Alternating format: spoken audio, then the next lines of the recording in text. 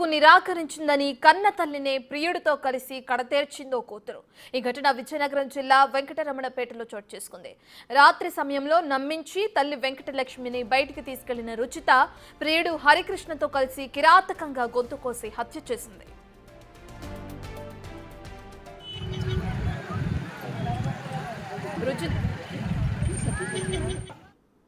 Ruchita minor గా ఉన్నప్పుడు ప్రేమ అంటూ పెట్టుకుని అటు హరికృష్ణపై గతంలో ఫోక్సో కేసు నమోదైంది. జైలుకు కూడా వెళ్ళొచ్చాడు. జైల్లో పరిచయమైన స్నేహితులతో కలిసి వెంకటలక్ష్మిని హత్య చేయాలని పక్కా ప్లాన్ చేశాడు.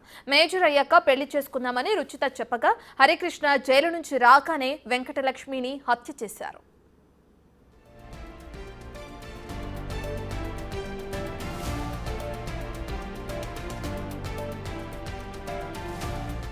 వాళ్ళ అమ్మ వాళ్ళ చెల్లి బెడ్రూమ్ కోసం రాత్రి వెళ్ళి తిరిగి వచ్చే సమయంలో వాళ్ళ చెల్లిని ఎవరో కొట్టారని వాళ్ళ అమ్మగారిని ఆటోలో వచ్చి కిడ్నాప్ చేసి తీసుకువెళ్ళిపోయారని చెప్పిందట.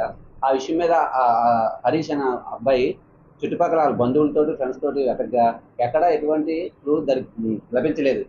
దాని మీద ఈరోజు ఉదయం పోలీస్ స్టేషన్కి వచ్చి వాళ్ళ అమ్మగారిని ఎవరో కిడ్నాప్ చేసినట్లు మన కంప్లైంట్గా కేసు రిజిస్టర్ చేయమన్నది. ఆ కేసు ఇన్వెస్టిగేషన్లో భాగంగా ఈరోజు వెంకటరామపేట గ్రామం వెళ్ళి నేరస్థలం పరిశీలించగా అక్కడ ఉన్నటువంటి రక్తం మడుగులు క్లూస్టూమ్తో పరిశీలించి తద్వారా ఇన్వెస్టిగేషన్లో భాగంగా ముందుకు వెళ్తుండగా అక్కడి నుంచి 800 మీటర్ల దూరంలో ఒక బావిలో ఒక శవం కనిపించింది. ఆ శవాన్ని బయటకు తీసి వెతికి చూడగా ఆమె ఈ కిడ్నాప్ అయినటువంటి ఎర్రాప్రగడ హరీష్ వాళ్ళ అమ్మ వెంకటలక్ష్మి తెలియచ్చింది. ఆ శవాన్ని బయటికి తీసి పంచనామా నిర్వహించడం జరుగుతుంది.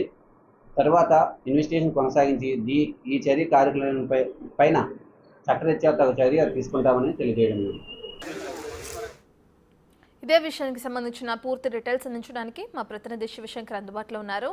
రైట్ శివశంకర్, హత్య చేసిన కూతురు తన ప్రియుడు ఇద్దరు పోలీసులు అదుపులోనే ఉన్నారా? విచారణ ఎక్కడి వరకు వచ్చింది? రత్న, మనం చూసుకున్నట్లయితే విజయనగరం జిల్లాలో ఇటువంటి వరుస ఘటనలు చాలా దారుణంగా మనం చూడొచ్చు. ఎందుకంటే గతంలో మనం చూసాం కుమారుడు తన తల్లిదండ్రులు ఏ విధంగా ట్రాక్టర్తో గుద్ది చంపడం చూసుకోవచ్చు. అంతకు ముందు 2 రోజుల క్రితం కూతుర్ని కన్నతల్లి ఏ విధంగా కడతీర్చిందో కూడా చూసాం. ఇప్పుడు మనం చూసుకున్నట్లయితే ఈ రోజు రాత్రి జరిగిన ఘటన చాలా విషాదంగా. ఎందుకంటే కన్న కూతురు తల్లిని చంపడం చాలా బాధాకరంగా మనం చెప్పుకోవచ్చు. నిజంగా ఇటువంటి ఘటనలు వినడం దురదృష్టంగా కూడా మనం భావించాలి.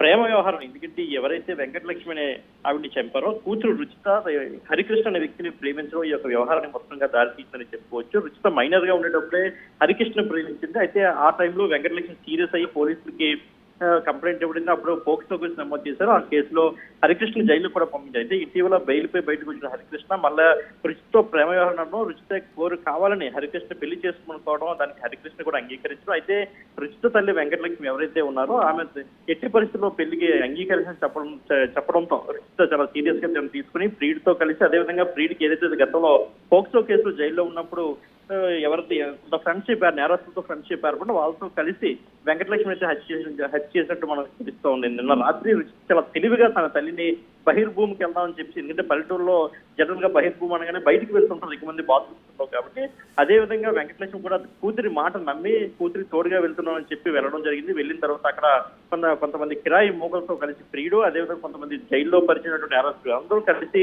వెంకటలక్ష్మిని హత్య చేశారు. హత్య చేసిన తర్వాత వెళ్ళి తన సోదరుడితో తల్లి అక్కడికి వెళ్ళిన తర్వాత కొంతమంది ఆటోలో వచ్చి అమ్మని కిడ్నాప్ చేశారని చెప్పడం జరిగింది. కిడ్నాప్ చేశారని చెప్పిన తర్వాత తన సోదరుడు పోలీసులకు కంప్లైంట్ ఇచ్చారు. పోలీసులకు కంప్లైంట్ ఇచ్చిన తర్వాత పోలీసులకు కూడా కన్న కూతురు రుచిత మీదే అనుమానం వ్యక్తం చేశారు. అనుమానం వ్యక్తం చేసి రుచితని పూర్తి స్థాయిలో విచారణ జరిపిన తర్వాత తానైతే నేరం అంగీకరించింది. తానే ప్రియుడితో కలిసి వెంకటలక్ష్మిని హత్య చేశానని చెప్పి అయితే అంగీకరించడం జరిగింది. సో ప్రస్తుతానికి నిందితులు ఇద్దరు కూడా, రుచిత ఎవరైతే ఉన్నారో రుచిత కావచ్చు, రుచిత ప్రియుడు హరికృష్ణ ఇద్దరు కూడా ప్రస్తుతానికి పోలీసు అదుపులో అయితే ఉన్నారని చెప్పుకొచ్చిన.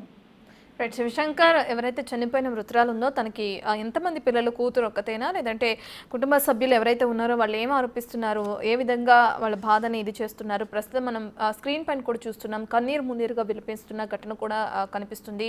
అయితే తన భర్త కానీ ఎవరైనా తన కూతురు పైన ఇటువంటి ఘటనకి సంబంధించి కంప్లైంట్ ఇవ్వడం జరిగిందా, లేదంటే పోలీసుల విచారణ తర్వాతే తనకి శిక్ష పడే అవకాశం ఉందంటారు?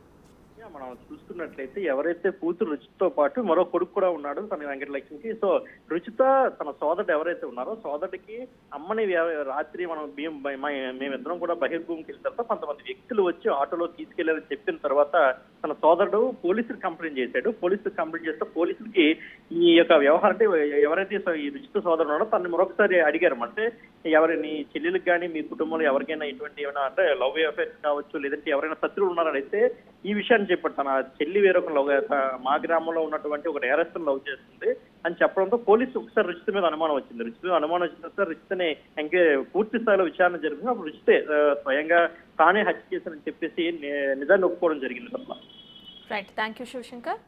రైట్, ఇక మనం చూస్తున్నాం ఏదైతే కన్న తల్లిని అటు కూతురే కడతీర్చిన ఘటన జరిగింది అటు విజయనగరం జిల్లాలో. అయితే కూతురు ప్రేమించిన వ్యక్తితో కలిసి ఇటు వెంకటలక్ష్మిని అనే యువతిని కూడా ఇద్దరు కలిసి హత్య చేయడం కూడా జరిగింది. దీనికి సంబంధించి పోలీసులు ఇప్పటికే కేసు నమోదు చేసుకున్నారు, విచారణ కొనసాగిస్తున్నారు. దీని తర్వాత నిందితులు ఇద్దరికి ఎటువంటి శిక్ష పడుతుందనేది కూడా